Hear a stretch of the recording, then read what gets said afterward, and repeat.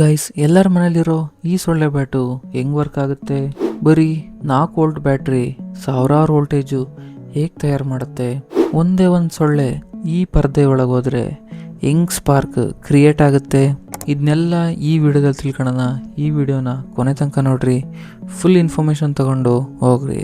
Guys, ಈಗ ನಾವು ಇದನ್ನು ಕಂಪ್ಲೀಟಾಗಿ ಓಪನ್ ಮಾಡಿ ನೋಡೋಣ ಒಳಗಡೆ ಹೇಗೆ ಸರ್ಕ್ಯೂಟ್ ಇರುತ್ತೆ, ಬ್ಯಾಟ್ರಿ ಯಾವ ಥರ ಫಿಕ್ಸ್ ಮಾಡಿರ್ತಾರೆ ಎಲ್ಲ ನೋಡೋಣ. ಈಗ ಸ್ಕ್ರೂ ಓಪನ್ ಮಾಡೋಣ.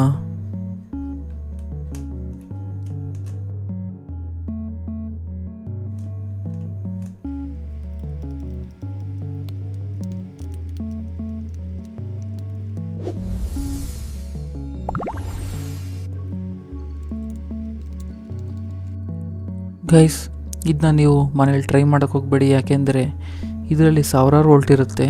ಜೀವಕ್ಕೇನು ಅಪಾಯ ಇಲ್ಲ, ಬಟ್ ಕೈ ಸುಡುವ ಚಾನ್ಸಸ್ ಜಾಸ್ತಿ ಇದೆ. ನೋಡಿ, ಈಗ ಜಸ್ಟ್ ತೋರಿಸ್ತೀನಿ.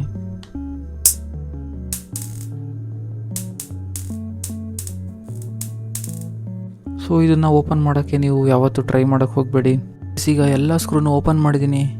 ಈಗ ಈ ಕ್ಯಾಪ್ ಓಪನ್ ಮಾಡೋಣ.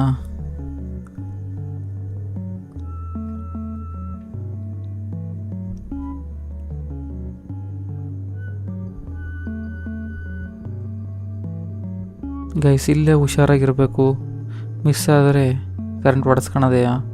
ಗೈಸ್, ನೀವು ನೋಡ್ತಿದ್ದೀರಲ್ಲ, ಇದು 3.7 ವೋಲ್ಟ್ ಬ್ಯಾಟ್ರಿ. ಸೊ ಇದೇ ಇದಕ್ಕೆ ಪವರ್ ಸೋರ್ಸು. ಸೊ ಇದೇನು ನೋಡ್ತಿದ್ದೀರಲ್ಲ, ಇದು 2 ಪಿನ್ನು. ಏನು ಚಾರ್ಜ್ ಆಗ್ತಾಗ ಈ ಬ್ಯಾಟ್ರಿನ ಚಾರ್ಜ್ ಮಾಡುತ್ತೆ. ಗೈಸ್, ಈಗ ಈ ಬೋರ್ಡಲ್ಲಿ ಟ್ರಾನ್ಸಿಸ್ಟ್ರು, ಕೆಪಾಸಿಟ್ರು, ಟ್ರಾನ್ಸ್ಫಾರ್ಮರ್ ಕೂಡ ಇರುತ್ತೆ. ಅದನ್ನ ತೋರಿಸ್ತೀನಿ.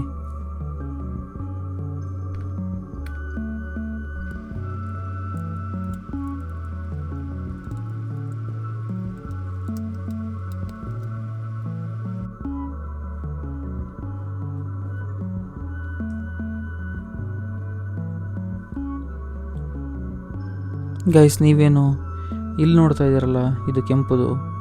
ಸೊ ಇದೇ ಕೆಪಾಸಿಟ್ರು. ಇದೇನು ನೋಡ್ತಾ ಇದ್ದೀರಲ್ಲ, ಇದೇ ಟ್ರಾನ್ಸ್ಫಾರ್ಮರು. ಏನು ಈ 3.7 ವೋಲ್ಟೇಜ್ ಈ ಬ್ಯಾಟ್ರಿಯಿಂದ ಬರುತ್ತಲ್ಲ, ಅದನ್ನು ಅಪ್ ಟು 3000 ವೋಲ್ಟ್ ತನಕನೂ ಸ್ಟೆಪ್ ಅಪ್ ಮಾಡಿ ವೋಲ್ಟೇಜ್ನ ಹೊರಗೆ ಕೊಡುತ್ತೆ. ಮತ್ತು ಇದು ಸೇಮ್ ಕೆಪಾಸಿಟರ್ ಡಬಲ್ ಹಾಕಿದ್ದಾರೆ. ಸೊ ಇದು ಇಂಡಿಕೇಟರ್ LED, ಇದು ಸ್ವಿಚ್ಚು, ಮತ್ತು ಸ್ವಲ್ಪ ನೋಡಿ ಇದು ಡಯೋಡು. ಇಲ್ಲಿ ಬ್ಲ್ಯಾಕ್ ಕಾಣ್ತಿದೆಯಲ್ಲ, ಇದು ಡಯೋಡು. ಗೈಸ್, ಇಲ್ಲಿ ಏನಾಗುತ್ತೆ ಅಂದರೆ 3.7 ವೋಲ್ಟೇಜು ಈ ಟ್ರಾನ್ಸ್ಫಾರ್ಮರಿಗೆ ಹೋಗುತ್ತೆ.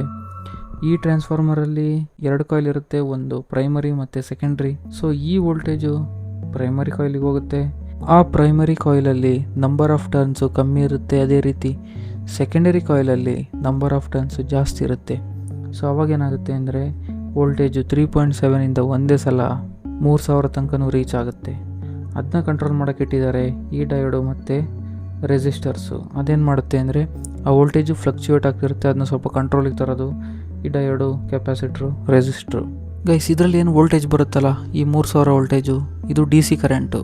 ಸೊ ಅದಕ್ಕೋಸ್ಕರ ಕರೆಂಟ್ ಏನಂದರೆ ಜುಮ್ ಅನ್ಸಲ್ಲ. ಮನೆ ಕರೆಂಟ್ ಹೆಂಗೆ ಅಂದರೆ 230, 240 ವೋಲ್ಟೇಜ್ ಇದ್ದರೂ ಜುಮ್ ಅನಿಸುತ್ತೆ. ಬಟ್ ಇದರಲ್ಲಿ ಯಾಕೆ ಜುಮ್ ಅನ್ಸಲ್ಲ ಅಂದರೆ ಇದರಲ್ಲಿ ಆಂಪಿಯರ್ ಕೂಡ ಕಮ್ಮಿ ಇರುತ್ತೆ. ಅದೇ ರೀತಿ DC ಕರೆಂಟು ಅದು ಜುಮ್ ಅನ್ಸಲ್ಲ. ಮತ್ತು ನೀವು ಔಟ್ಪುಟ್ಟಲ್ಲಿ ನೋಡಿರ್ಬೋದು, 1, 2, 3 ವೈರ್ ಇದೆ. ಗೈಸ್, ಇದು ಒಂದು ಇದೆಯಲ್ಲ, ಇದು ಪಾಸಿಟಿವು. ಇದೆರಡು ಇದೆಯಲ್ಲ, 2 ಯೆಲ್ಲೋ ಕಲರು.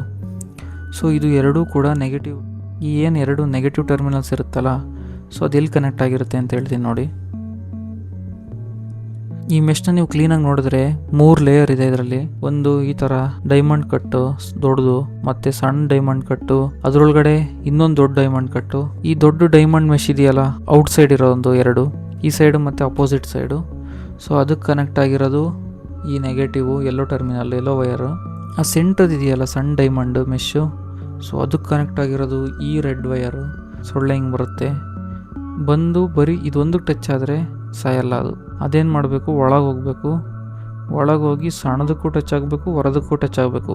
ಈಗೇನಾಗುತ್ತೆ ಅಂದರೆ ನಾರ್ಮಲಿ ಸೊಳ್ಳೆ ಬರುತ್ತೆ, ಕಾಲು ಇದಕ್ಕೆ ಟಚ್ ಆಗುತ್ತೆ ಅಂದ್ಕೊಳ್ಳಿ, ಅದರ ಮೂತಿ ಒಳಗಡೆ ಡೈಮಂಡಿಗೆ ಟಚ್ ಆಗುತ್ತೆ. ಸೊ ಅವಾಗೇನಾಗುತ್ತೆ, ಶಾರ್ಟ್ ಆಗುತ್ತೆ. ಶಾರ್ಟ್ ಆದಾಗ ಸ್ಪಾರ್ಕ್ ಬರುತ್ತೆ. ಸ್ಪಾರ್ಕ್ ಬಂದು ಆ ಸೊಳ್ಳೆ ಸತ್ತು ಹೋಗುತ್ತೆ.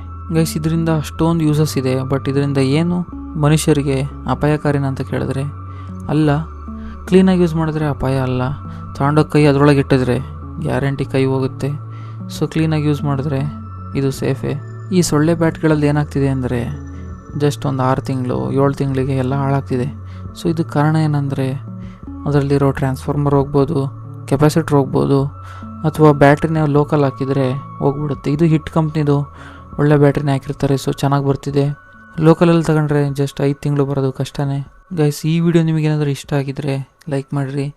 ಇನ್ನೂ ಇಂಥದ್ದೇ ಇನ್ಫಾರ್ಮೇಟಿವ್ ವೀಡಿಯೋಸ್ಗಾಗಿ ಚಾನಲ್ಗೆ ಸಬ್ಸ್ಕ್ರೈಬ್ ಮಾಡ್ಕೊಳ್ರಿ. ನೆಕ್ಸ್ಟ್ ವೀಡಿಯೋದಲ್ಲಿ ಸಿಗ್ತೀನಿ. ಅಲ್ಲಿ ತನಕ take care, bye from detox.